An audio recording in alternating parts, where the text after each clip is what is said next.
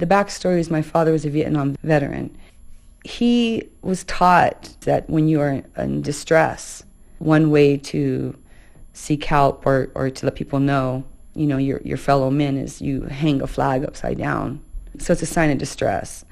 So my father, as a political statement, took a flag to the steps of when it was BIA, the Bureau of Indian Affairs in Washington, and protested the treatment of the indigenous people here in America, being set up on reservations and also being assimilated into these cities where they were losing their identity and turning to alcohol and drugs. I mean, it was a very strong political statement that he made by burning the flag upside down as a sign of distress.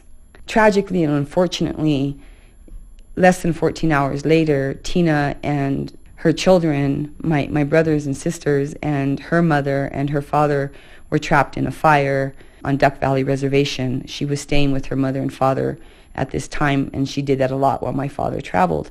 She smelled the smoke. She woke up, and she woke up her parents, and they tried to get out of the house, but because the house burned so quickly and so aggressively, they were locked in. They were not able to open any of the doors. Everything was almost like sealed shut, which is bizarre and tragic. So they all died in the fire except for Arthur Manning, her father, who at the very end threw himself through the living room window and suffered third-degree burns, but everybody else perished in that fire.